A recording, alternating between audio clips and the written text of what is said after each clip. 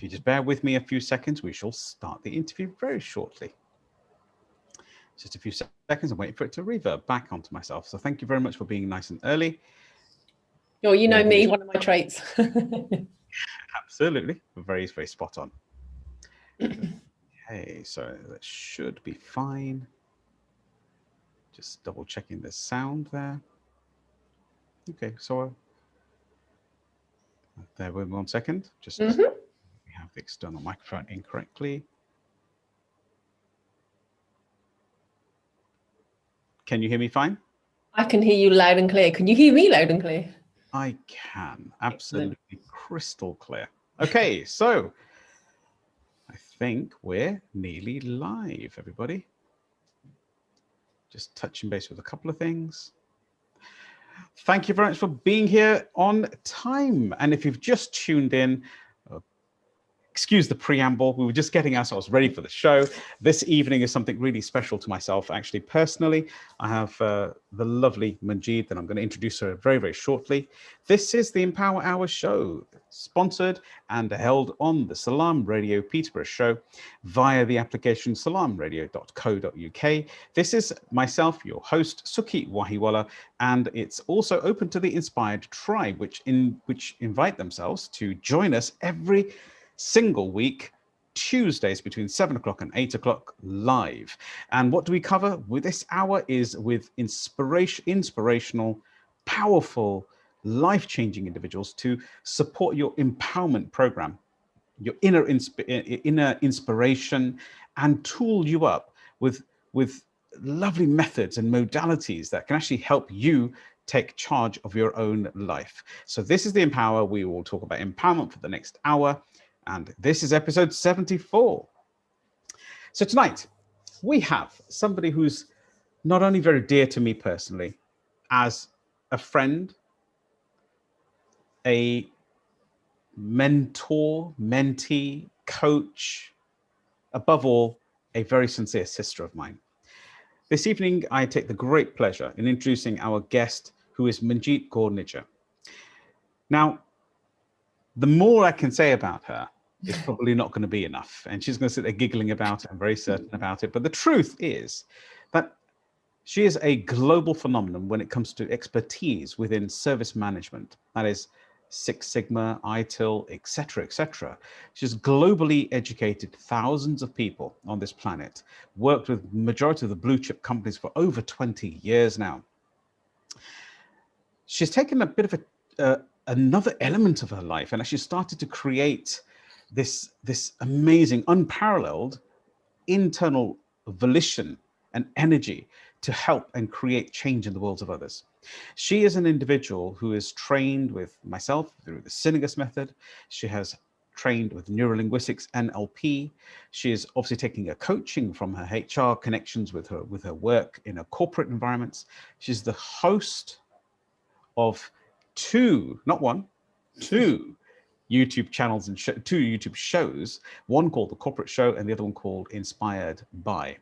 Both are self-respectively. One is corporational based and one is inspirational people who I'm very, very humbled to have been one of the guests at.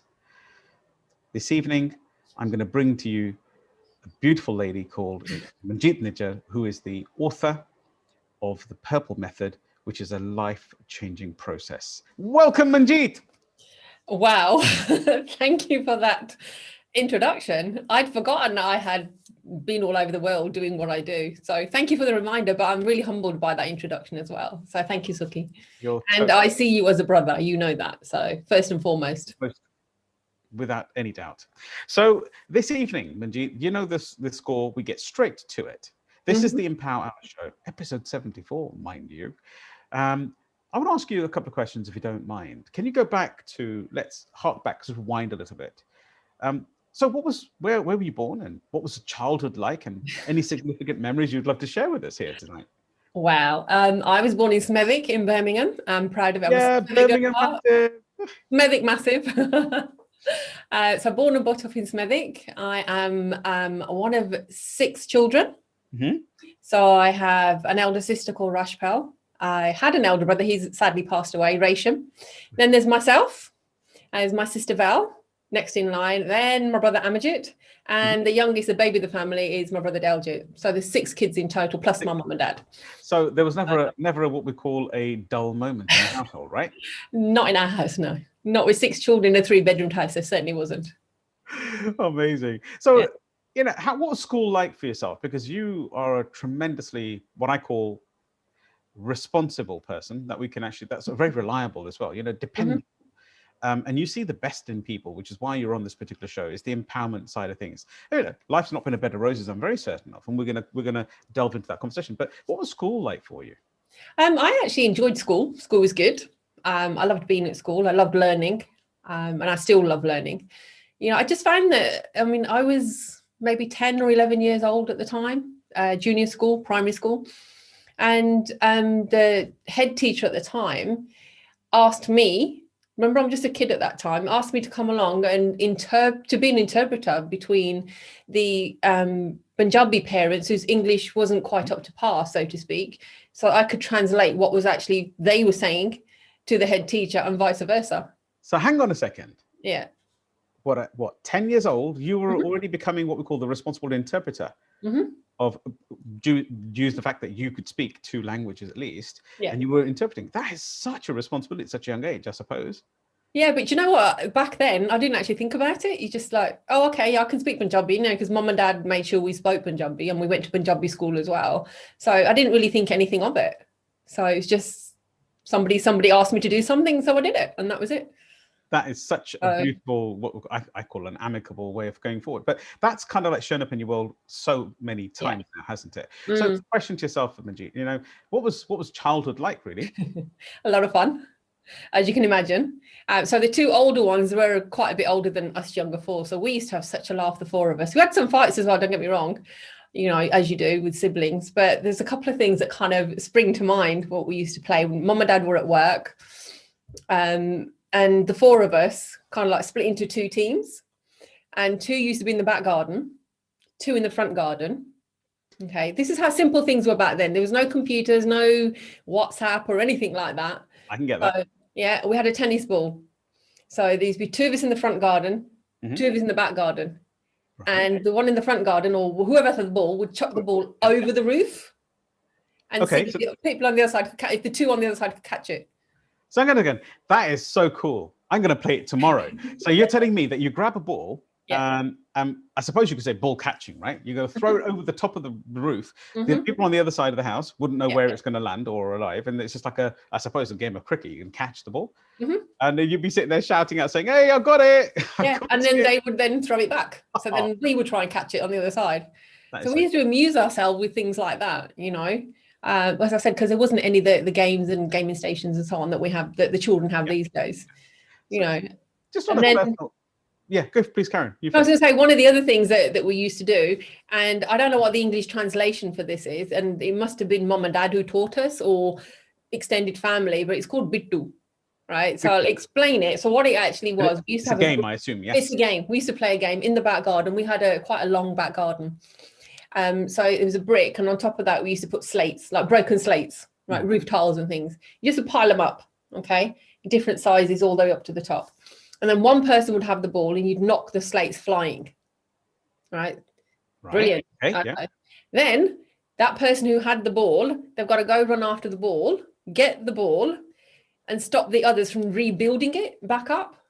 Okay. So it's like a tower that you'd knock down, and then the other 3 would have to build it back up again. So it's kind of the opposite of Jenga. Yeah.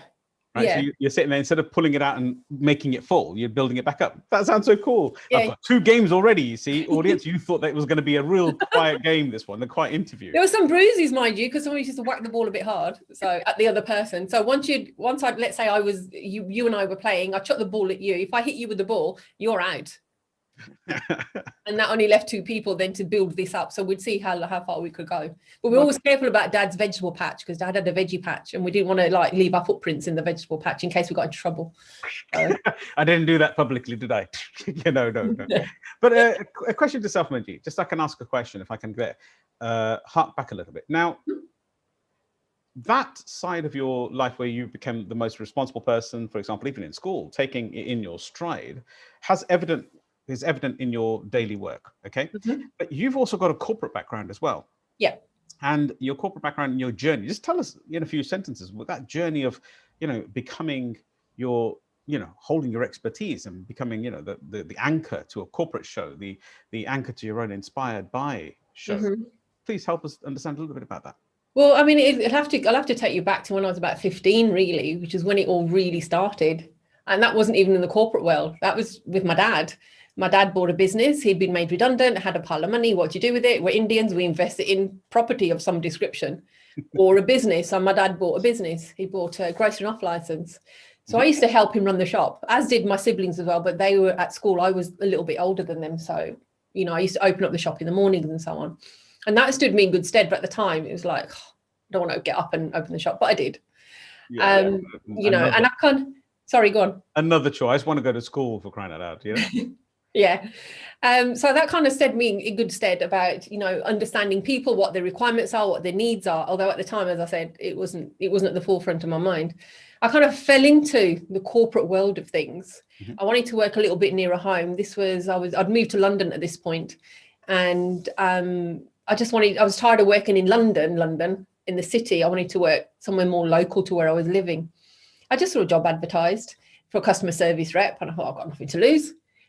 And that's when I fell on my feet when it comes to the IT side of things. Very nice way of saying it. Fell on your feet. Yes. Yeah, I literally fell on my feet. And the stuff that I'd done with my dad really, really helped me to grow into what I'm doing today. Really helped me understand customer requirements, what their needs are, not their wants so much, but what are their needs? Where are they going with this? How do they want to grow their organization and so on? And the people I met there, amazing people, Roger Sims, Tracy Wilkes, Roy Farrow, all of these people, Jeanette, all of these people have helped me to get to where I am today. From when I started back in, I think it was about 1994, landed in the corporate world. I was trying to be cheeky and say just 20 years ago. Oh, you're not supposed to be saying that, Manjeet. It's like, come on. I don't mind people knowing my age. I'm proud of it. So, oh, trust me, no one minds. Well, but I'm just yeah. So here we are, Manjeet. So you've got this beautiful journey. You've started to evolve. You've got great mentors in your life in that early expertise within Itil, Six Sigma, and anything else to do with what we call service, service side of the businesses. Now, my question to yourself is that how and why did you walk into, very briefly, before we get into, and ask you, significant memories, a national life defining moment in a moment, but why did you then take a walk into, I suppose now, being an anchor and a coach as well? Did it go in hand? Was it symbiotic? What is the feeling? I think what I found was that the roles that I held within the corporate world, they always, for some reason, I evolved them into where I was helping people to understand their requirements and their needs, understand how to do the job, understand, how to interact with other customers and so on. So that's how it all kind of evolved. And then I had burnout in the corporate world. It's like, I need to do something different. So just kind of touch, if you don't mind, on burnout. Can you just help understand your perception of burnout? Because some of our audience, we've got audiences from as young as 11 years old. Yeah. Such a global concepts, and very, very humbled that people follow the Inspired group, follow the Empower Hour show with Salaam Radio. And we've got people across all over the place. I've even had texts from Fiji with people who have actually been watching it and sending me texts. So it's really wonderful. So burnout. Okay. So people, can you just give a couple of sentences, just a quick framework of what does burnout mean?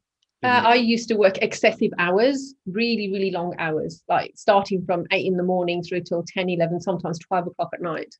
This is like 5-6 days a week, especially my last role as a service manager.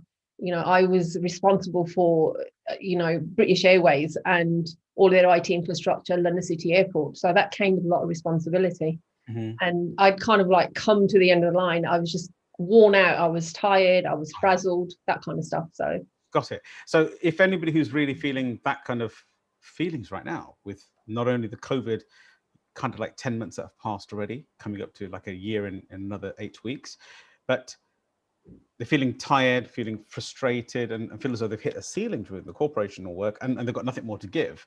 That would be classified as burnout, and really you could help Yeah, absolutely. Yeah, experienced it myself. So, and that's where, you know, what I think we'll probably get onto that a little bit later, is where I've developed what I've developed to get you to the next stage in your career. Wonderful. So can I ask you another question then?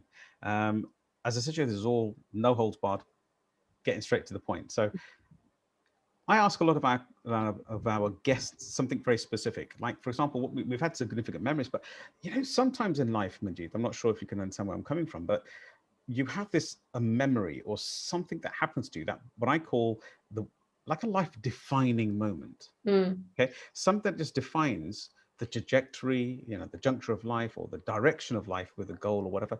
But it kind of switches the lights on in the house. You know, the light switch comes on, you become much more present in the world, grateful of things, and start to realize that this is the real deal. This is it. Have you had such a moment yourself? Oh, yes, I have. I've had a few, but the most significant one, I would say, was in the past year or so. And it started off with my father-in-law passing away. He had a stroke and he passed away. And so that was a shell shock to all of us. And then quite quickly after that, my elder brother, Rasham, he passed away.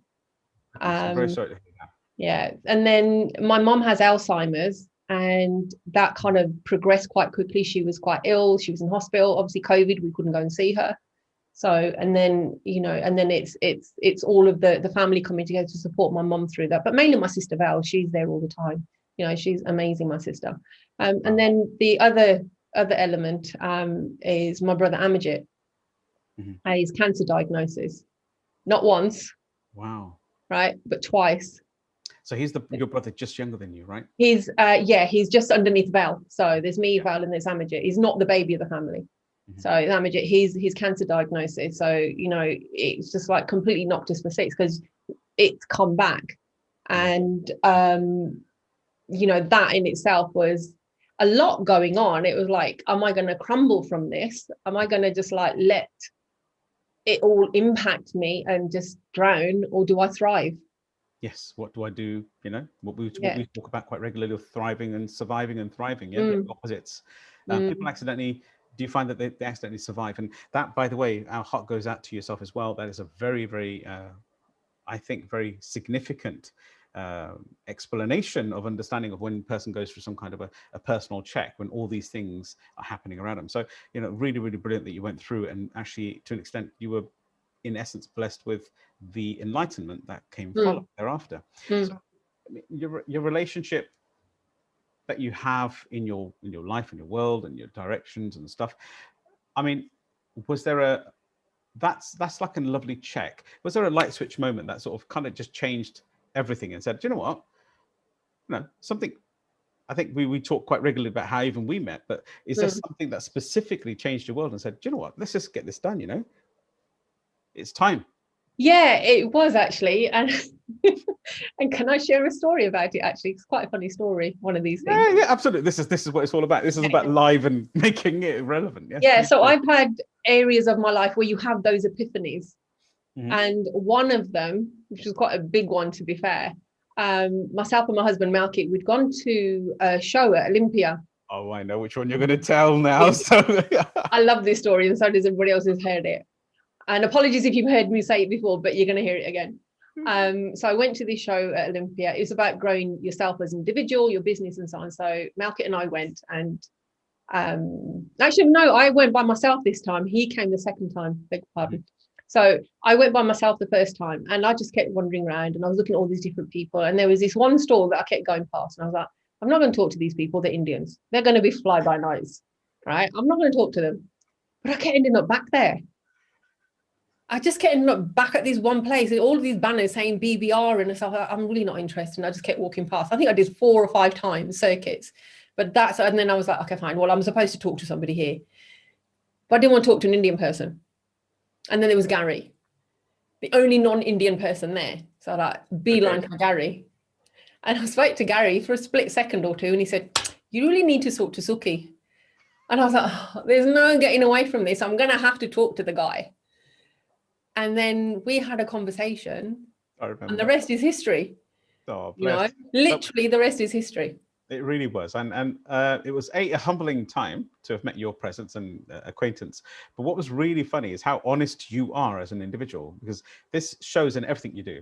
You know, whether you're talking about how you help somebody and how you don't. Oh, and I don't mean privacy and that kind of thing. You're very, very on the privacy level, but actually helping individuals and getting it through to them and being frank and honest. You know, the way I've seen and worked with yourself, Manjeet, and known you over, you know, being a sister of mine, that if everything's on your cuff, you're easy to read and it's very straightforward, and you're absolutely what we call fearless in telling people as it is. And that's wonderful. So it was that day, and I do remember it very, very funnily that you were trying so hard not to talk to the Asian guy on the stands and walking around, but am I so glad that you did? Am I so glad?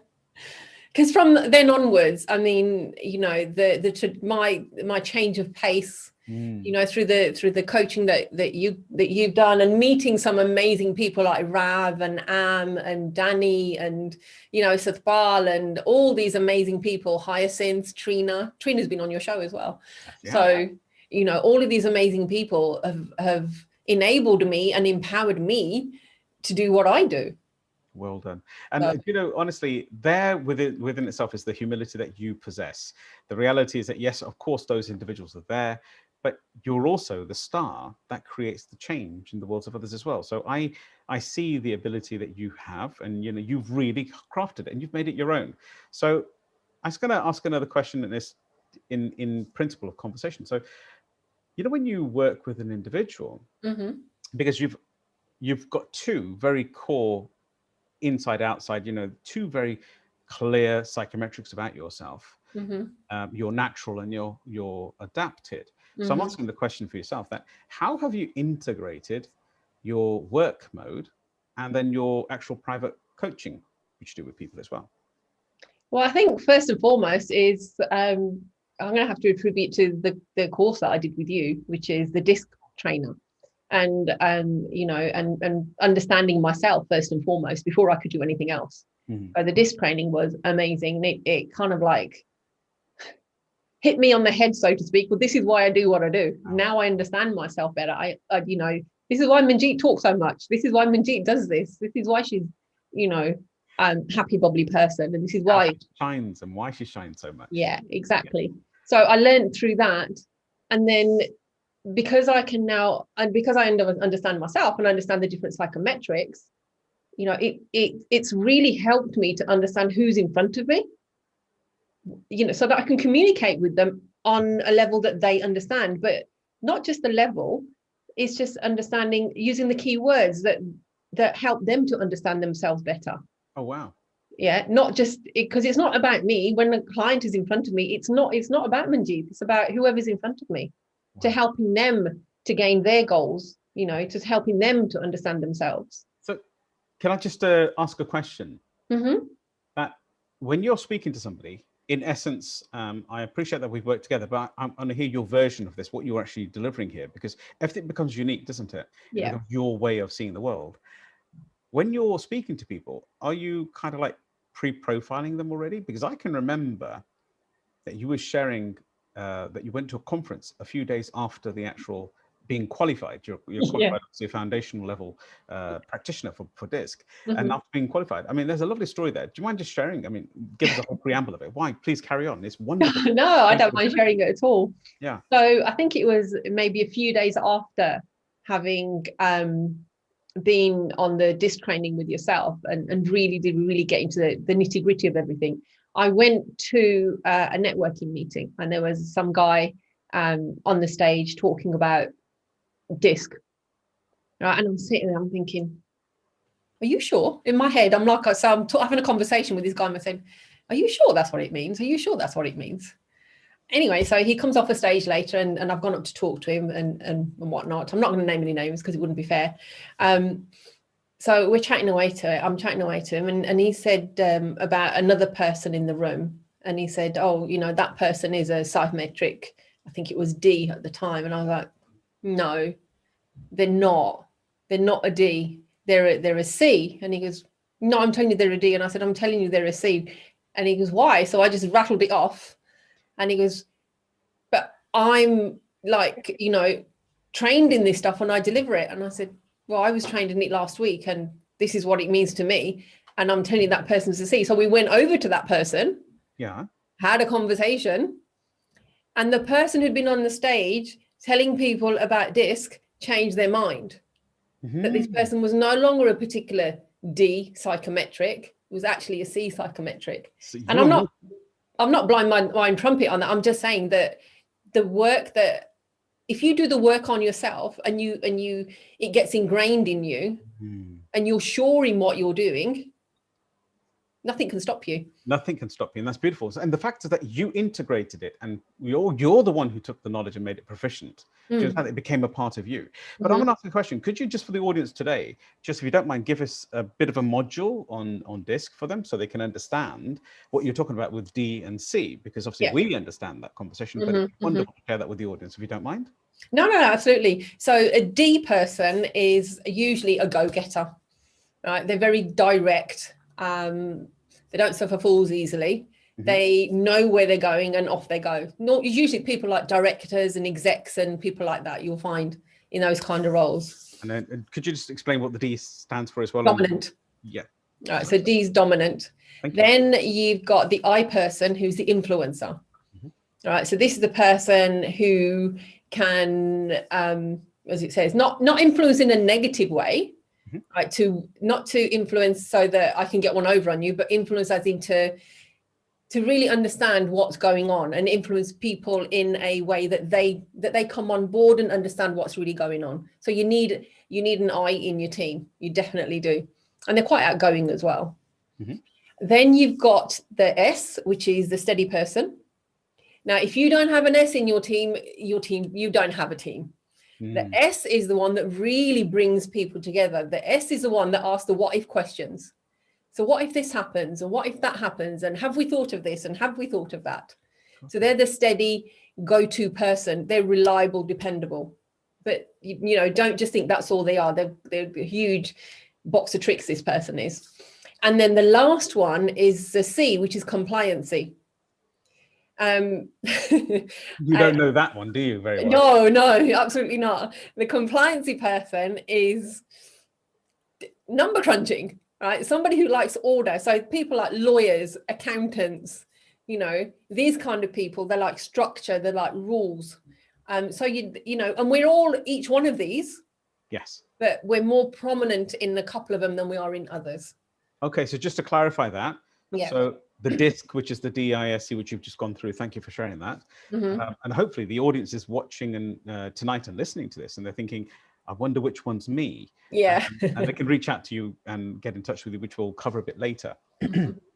But the principal conversation is that each one has its benefits, and we're all four of them. Yes. And then you said that you have more prominency, or basically you have a higher order of one or two. Or is that right? Okay, got it. Absolutely, yeah. So what sort of, just to understand, because you've got a lot of experience in this, and I know that you've been working with a lot of people, and the fact that you spun rings around a person who's been training it for the last 4 years gives you evidence of the kind of humility, but all the knowledge that you've actually retained and you've developed and delivered in your own purple method, which I will be talking about a bit later, if you don't mind. Well, actually, I'm going to be. The question I'm going to ask yourself is that, are there any specific kind of like job roles that if a person's, I mean, I understand this as being what right person, right job. So what kind of job roles would be viable for all those four? And if somebody's listening tonight and finds them in a different place, what could they do? You know, could they do anything about it? So like for D's, like I said, you know, you are more likely to be at the front, leading from the helm, excuse me, leading from the helm, so to speak. Like a managing director type thing? Managing directors, that kind of stuff. Your C's, as I said, is more people like lawyers, accountants, people who like stick to the rules, right? They know the rules and that's it.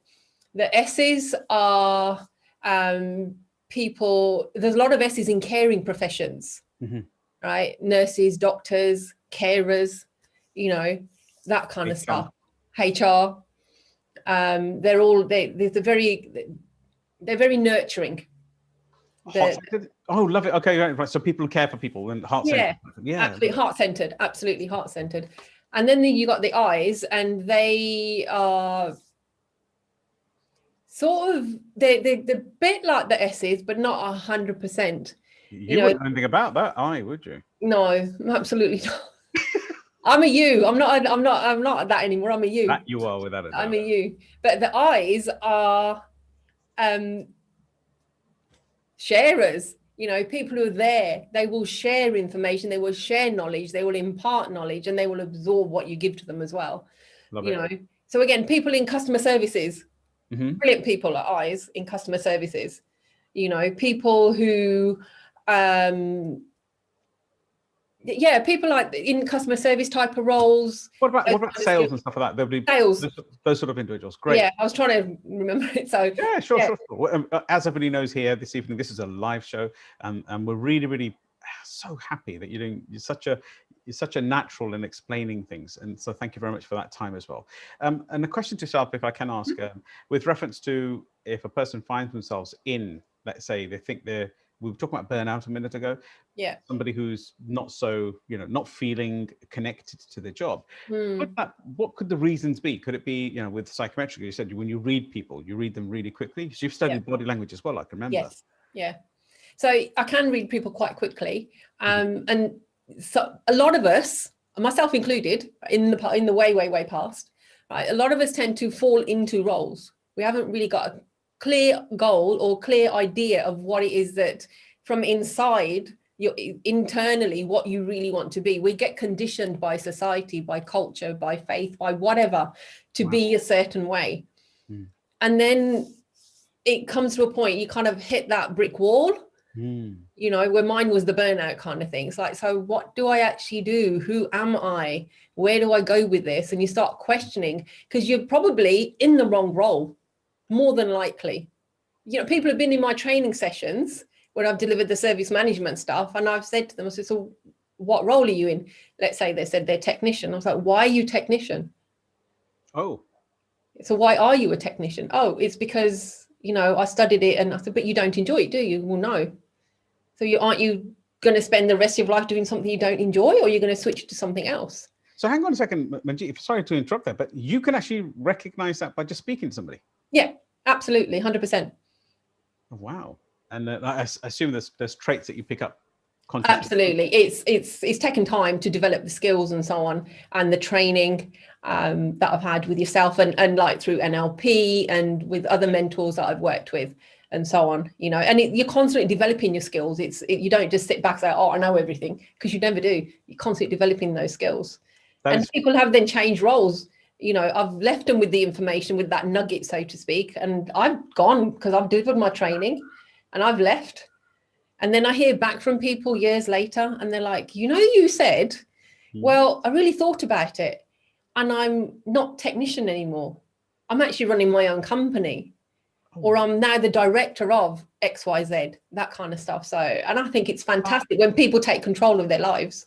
That's mind-boggling that you can just have a conversation with somebody and direct them towards their ultimate journey and just re-engaging them with themselves. And that's what we're going to talk about in a moment. But if you've just joined us, team, this is the Empower Hour show, episode 75, with Manjeet Nijjer, who is a tremendous entity within herself. She's the author of the Purple Method, which is a method that gives you clarity and inner leadership, self-leadership at a next level. We're going to be talking about that just shortly. But if you've just joined us on YouTube Live, then please just rewind back and have a listen from the start, and you'll have some fun, jokes, but really, really powerful content that she's just shared about how you can assess and identify yourself as an individual and make sure that you can see the load tracking areas and the indicators to see whether you're actually really thoroughly enjoying your job. So please scrub back. Don't just take my word for it. Please listen to it. So thank you very much for joining back. This is episode 75. I just said the Empower Hour with Manjeet Nijjer. I'm going to go straight into Manjeet, what you do. So I've had the good fortune of seeing you in action, your brilliance of connection and human interaction with human people, with just engaging with them and connecting with them soulfully, but also not just what we call, and I don't mean this in any harsh way, not in a what we call a very loose way, in an absolute strategic way of actually getting that deep rapport and then moving forward and helping them. So what do you do today? I mean, how do you help an individual? Let's say somebody's having a breakdown. I mean, what could you do to help them move forward if they're watching tonight? See, the way that I look at things is that I have a purpose in my life, and I know what that purpose is. And my purpose is to engage with a purpose. So when I ever engage with anybody where it's a conversation, everything starts a conversation, there's got to be a purpose to that conversation. So I need to understand what it is you want, what it is that is bothering you. So we'll start off with a straightforward session just to get to what's wrong. Let's get it all, let's put your cards on the table, right? And let's just get it all out there, what's wrong. And then kind of like from there. Can I ask a question? What if somebody doesn't know what's wrong? For example, have you got any examples? Can you give us any examples of how you've worked with somebody? Because if I'm kind of having a hard time, I don't know I'm having a hard time, and I sure as I don't know that I can resolve it. Yeah, absolutely, I can. It was funny enough, it was only last week. A client of mine, she reached out to me, and she's head of legal services at the NHS Trust in the Midlands. She reached out to me and to say, you know what, I'm really having some issues figuring out, like, battening down my intentions for this year. I was like, that's fine, let's have a session. So we set up a session and we very quickly knocked out the intentions, right? Because she's a D, so it was easy to work with her in that sense. A dominant person. So it was easy to get to the intentions. But while we were getting to the intentions, other things started to unfold.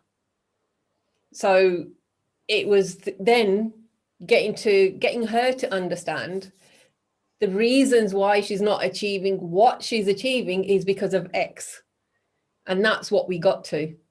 So you're talking about, like, if somebody has a challenge in their life, they don't know why they've got it. So do you like peel? I've heard it before with other guests as well. They peel the layers off and that kind of thing. So you're taking, is it like you're winding back to like a core root cause? Yeah.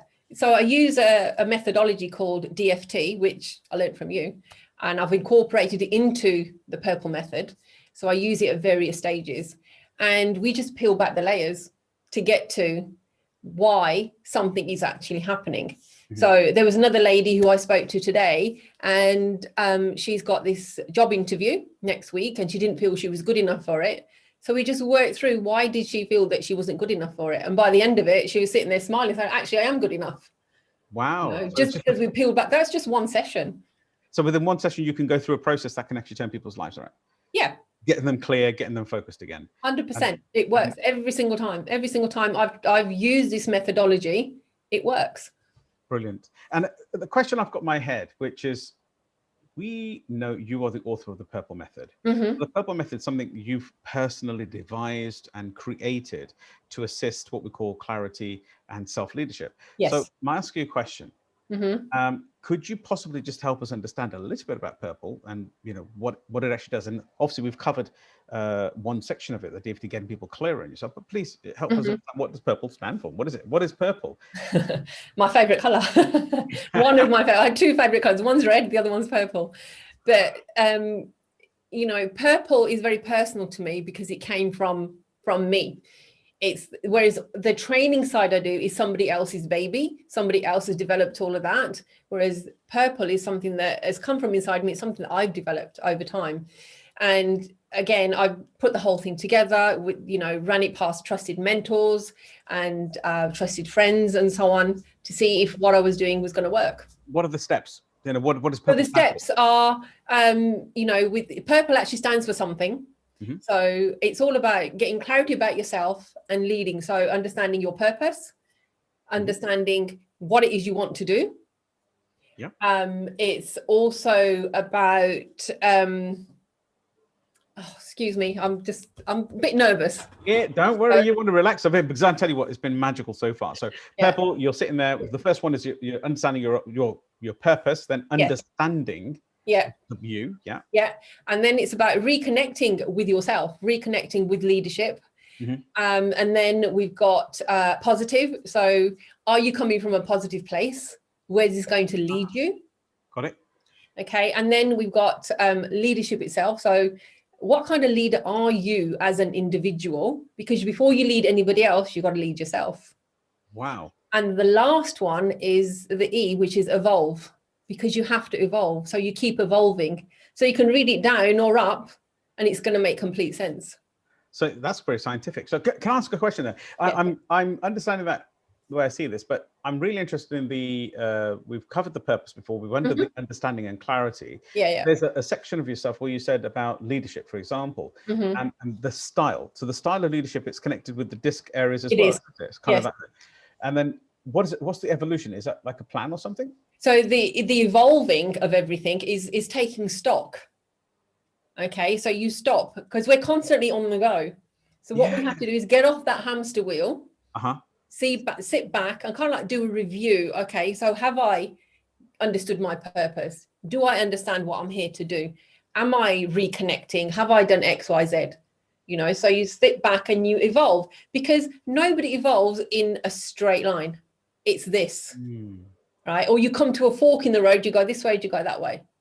I love it. So that's something very similar to what we say is like, we call it the CUC learning loop. So it's like literally what you've done is you've created a vessel for somebody to physically acknowledge where they are in their current life, and if it's where they wanted to be. That's powerful. Thank you. Yeah, that is it. It's like, so this is, let's understand where you are. Let's help you to understand. Allow me to help you to understand who you are. Right. And I don't take that lightly, because that is a huge responsibility, that somebody's actually trusting me to help them on their way. And then we'll go from there. Perfect. So just a question to you, how, if somebody's having right now, let's say a challenge at work, they're not really engaged, they don't feel it's where they want to be, whether it's a professional environment or whether it's their own business or whether it's something that they're out of a job and they're trying to find themselves, because COVID has hit everybody, and including spending time at home being isolated or locked down or something of that sort of nature. So how can somebody, can they work with you for a set period of time, or is it some one session, or obviously you're very good at what you do, you've helped thousands across the planet, but how will they contact you and what does that look like? Well, they can get in contact with me a couple of ways. You can go to my website, which is please share it, please share it, the whole URL. So it's www.Manjeet Nijjer. So my name is Manjeet, and then Nijjer, Nijjer. I had to think for a minute myself. .com. Okay, so manjeetnijjer.com. So you can find me there. There's a contact page, fill in your details, and I will personally come back to you. Nobody else will, it'll be me. Wow. And or the other way is just find me on Instagram, again, manjeet.nijjer. Find me on Instagram, send me a DM. And you can have a look at my posts and what I get up to and so on. I have been, and I'd say they're very inspiring, and there's some of the stuff you come up with, you dig up some deep stuff as well. So it's really wonderful to hear that. So anybody can contact you with reference to PMing you directly or DMing you. See, I'm showing my age, aren't I? See, I'm private message and you're saying direct message, you're cooler than me. So DMing you directly on Instagram.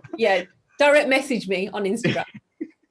Wonderful. And so can I ask a question? I mean, are there any specific things that you can offer somebody who can, maybe they're thinking about, because can they watch your YouTube channel or something? And yes, you can. There's, again, with the YouTube channel, which I started up actually when this pandemic started, needed something else to do. It's like, what am I going to do?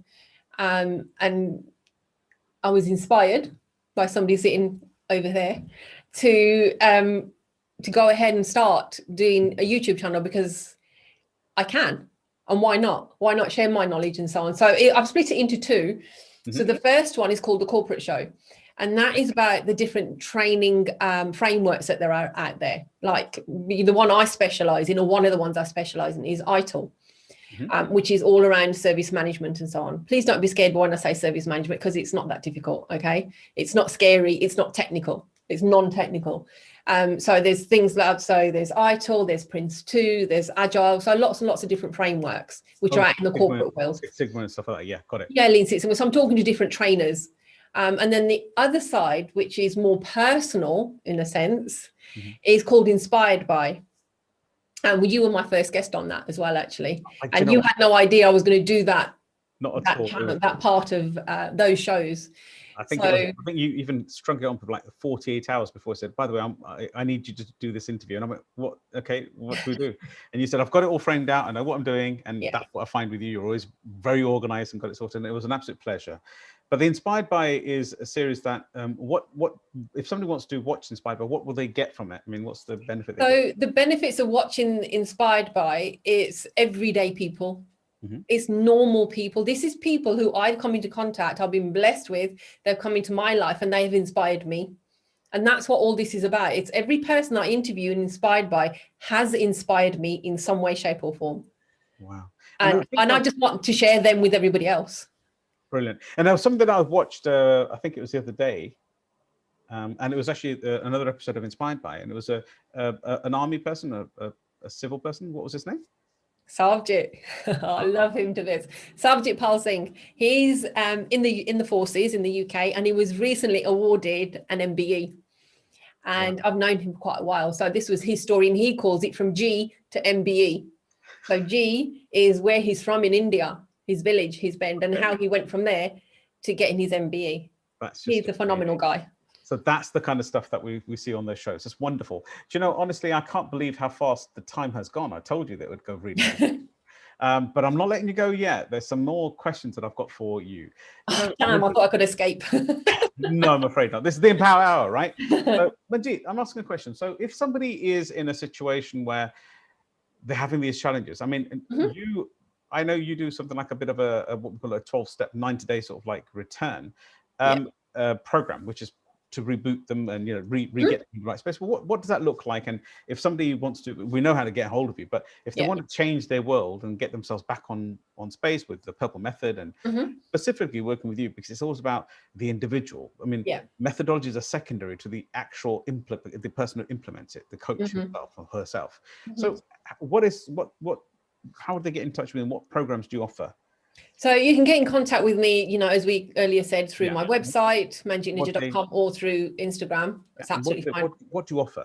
So what I offer is I haven't actually released this yet, so you're getting an exclusive. All right. I've been working in the background diligently on a 90-day program. Okay, which will take you from where you currently are, wherever you're stuck. You might not even be stuck. You might just be a little bit, I'm not sure where to go. I'm not stuck, but I want to move on. So we'll work on figuring out where you currently are. And I'll give you, and it's not a matter of me giving you the answers. That's not what coaching is about. All right. Well, we will work together to help you understand yourself, where you are at the moment, what's not working, what is working. We'll craft a plan. Right? And this takes time. It's not going to happen overnight. We're going to craft a plan together.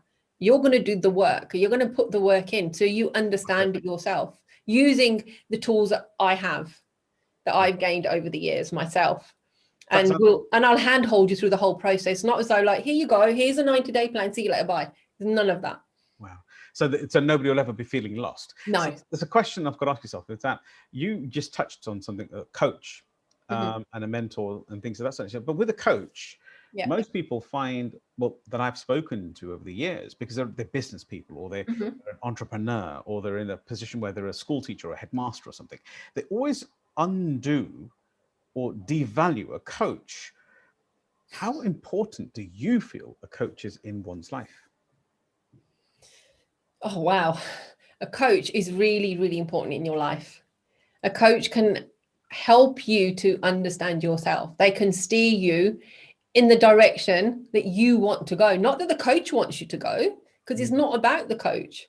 It's about having somebody who's been there in the similar situation, maybe not exactly the same situation, but somebody who's not reading from a textbook. And I always say this, I'm not the type of person who's read a bunch of books and then he's going to stand in front of you and say, turn to page 8 and it says this, and this is what you need to do. I don't do that. It's about me having that real life experience. From delivering the training to the coaching, I have to have the real life experience. I have to give you those examples. In order for me to help you, I kind of had to have been there at some point myself in, my distant past. That's for really, me to understand what you're going through, up to a point, obviously. that's really engaging for me. It makes me feel as though if I was working with a coach who didn't know what I was talking about, that really makes sense. So Manjeet, it comes to the stage where I'm going to ask you a couple of things, and this is kind of a bit emotional, but that's what it's all about. Okay. That's what it's all about. So I'd like to ask you a question. Yeah. I ask a question to everybody, and this is what we call the legacy moment. So it's kind of like the epitaph. An epitaph being, something that's there that kind of references you post and past life. By no means are we calling any of this further forward, because whatever is written is written. But my question to yourself is, if I start a sentence, if I say a sentence, would it be game for just completing the sentence for us and see what it means to you? Yep, go for it. Good. So the question is kind of like a legacy. So it's like an epitaph. So it's like, here lies Manjeet Nijjer, the lady who. Have you got something that can share? Ooh, okay. It's a biggie. It is. Yeah, actually, the lady who helped me to find myself with the color purple. Oh my God, that sounds so cool. Oh, so I love it. The lady who helped me find myself with the color purple. I love it. Now, what does that actually mean to you? To me, I'm getting a bit emotional now. It means that I've been able to help somebody on their way to understanding who they are, to get, reaching their full potential, to not be held back by society, by culture, by programming, by the media that says you can't do this. No, don't listen. Listen to this, listen to what's inside. And if I can help one, maybe two people in my lifetime to reconnect with themselves, to be able to do what they really want to do, using my purple methodology, then, my job's done. Manjeet, I can tell you now that it's just so beautiful to hear. And you've helped way more than one or two people already in your beautiful journey. Thank you. My question to yourself, thank you. My question to yourself is that, do you find people disconnect themselves from themselves during the years? Because, this is a conversation that's quite deep. And I'm just asking you, because what you just said there, help them find themselves, but to be lost, you'd have to be away from yourself, right? So can you just shed some light on this conversation? Oh. Yes, I can. I disconnected from myself for a very, very long time. A very long time ago. I was married and the marriage didn't work out. And I kind of disconnected from who I was, what I was, if I ever knew who or what I was in the first place. And I was lost, and I disconnected myself from my family, from the people who were there, who cared for me. And it was tough. It was tough being on my own. But at some point, it's about reconnecting with who you are, wanting to reconnect with myself, reconnect with my faith, reconnect with my community, reconnect with the world, essentially. So I'd kind of had this, I wouldn't say a wall, I would say this invisible shield around me, which the world saw me as totally confident, know what I'm doing, I'm on my way, but actually inside I was hollow. Yeah, I was hollow. I was really, really hollow. That really ties in beautifully. But because today you're not that person, you've proven that you've got something special going on there.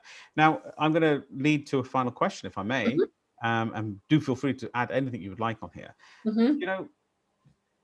Some of us will wake up in the morning, or we'll have a down moment, or our listeners tonight who are following this particular show in the series, they lose self-empowerment, which is why this is called the Empower Hour Show. Is there something that gives you inner empowerment, like a wisdom quote that you find really, really gives you that pick-me-up at that moment, so that audience can hear, maybe resonate with it as well? Yeah, I'm just going to reach for something. Please, okay. It's here. You won't be able to read it, but it's on this piece of paper here. Oh. This is my office space. So I have something written here on a post-it note, which stays on this wall here. And I see it every single morning. And I see if I'm getting stuck on something, I'll just turn and it's there. And it's from Granth Sahib from the Sikh scriptures. And it's something that I heard a long time ago, and it kept coming back to me, and it's never ever left me. And it actually, I'll read it out to you in Punjabi. It's Jo mange thakar apne te soi soi deve. Okay, so that's in Punjabi. And you know, my understanding of it is that whatever I ask, thakar is, so Jo mange is whatever I ask for. Thakar is you know, the landlord, or you know, an owner, or the divine energy. In this case, it is the divine energy. Okay. But the divine energy is not external. The divine energy is internal. Okay, so whatever I ask of the divine energy that's inside of me, that's what I will receive. If that's in my destiny, then I will receive that. Wow. So now I resonate very strongly with that same punkti or quote to say. But that sounds so much like law of attraction, right? It is, but it's a lot deeper than that. It goes a lot deeper than that. You know, because the law of attraction is you can manifest anything. Anything you can manifest. But actually from a Sikhi perspective, and I'm not saying that law of attraction is bad, because it's not. It's helped so many people. Absolutely, yes. Yeah. And I myself have watched the law of attraction. I've read the book and everything, and I know how powerful those books and watching the films actually is. So by no means am I saying it's not any good. But actually this goes deeper, because it's talking about what's inside you, and your destiny, whatever's written for you, is going to happen. So if my destiny doesn't have in it that I'm going to be sitting having an interview with Sukhi on the Empower Hour show, then no matter how much I want it, it's not going to happen. But equally, if I was to sit back and say, do you know what? I'm going to have my interview with Sukhi on the Empower Hour show. What is it? The 26th of January, 2021. I've just got to sit back and it's going to happen. It's not. Yes. It won't happen that way either. No. You have to make things happen. Your destiny, this is my belief, that my life has been written out for me. I have a destiny. I have to recognize that destiny. I have to accept it, and I have to work towards it, not just sit back. That's mind-blowing. That's mind-blowing. So your destiny is already in front of you. It's clear for myself and for the audiences listening tonight. Your destiny is pre-written for you. So in essence, you can only have what's in your destiny. So it differs quite a lot from manifestation, isn't it? So when people say it's law of attraction and manifestation, it means that it's very ego-led, that I can create this, I can ask whatever I want, I can make it happen. What you're saying is actually really humble, that you can only see what's in your destiny and you can bring it forward. Does that make sense? And wow, that's deep. I know what you mean when you said it's deeper. It's a lot deep. It goes a lot deeper than that. I mean, I've only just scratched the surface. I can't say that I'm an expert in this field, because in no way, shape, or form as I am. Absolutely not. You know, and there's a lot. There's people out there who have studied Sikhi and law of attraction a lot more than I have. So this is just, in my humble opinion, my understanding of it. You know, I've got on my wall here a vision board, which I put together the other week with the help of a friend of mine, Kavita. And the vision board that's on there, it's everything that I actually want in my life, right? But I don't look at it as what I want. That's what I've already got. That's already happened for me. All I'm doing now is collecting those pictures of what is in my destiny, and I've put them on the board so I see them every day. That is beautiful. That is so unique. That is so humble. You know what? That resonates with me personally. So in the sense of, you're not necessarily asking, which basically puts you into a subservient space, but you're actually being, which gives you the empowerment space. And you're saying, what is in my destiny, connecting with oneself and saying, whatever's in my destiny, come and show yourself, and I'll put it on my vision board. Oh my, but I've never heard of it like that before. Thank you. So every day I'm thankful for it. Every day I will do my morning prayers in the morning, and then before I start work, in my little corner over there, you can see I'll light some incense, I'll do my grounding, and I will be thankful for the day ahead and the challenges I'm going to receive that day, because those challenges are helping me to grow. Wow. I don't say, please don't give me any challenges, or please make sure my day is good. I say, thank you for making my day brilliant. Thank you for the challenges that you sent me.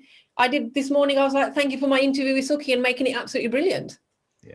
You know, so I love it. I love it. And this truly has been one of those moments. And I will share with yourself, I hate saying bye-byes. You know, I rarely use the word hate. And one of the things is that by the end of our interviews on the Empower, the guests, etc., you mind blow me, and you think it's such a wonderful conversation from where your beautiful journey has driven, from when you were the most reliable individual in school, you know, actually translating at a very tender age from adult to adult.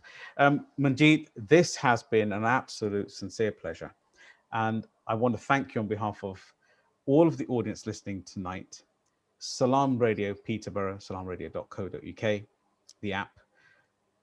From behalf of the inspiredtribe.io, everybody who follows there, and you're an active member of that as well. And me personally, Sukhi Wahiwala, your host, I really, really want to thank you for such an enlightening and a really natural, beautiful crescendo towards the end. And it's a beautiful high point for us to leave. I want to thank you on behalf of all of us. Thank you very much for being our 75th guest.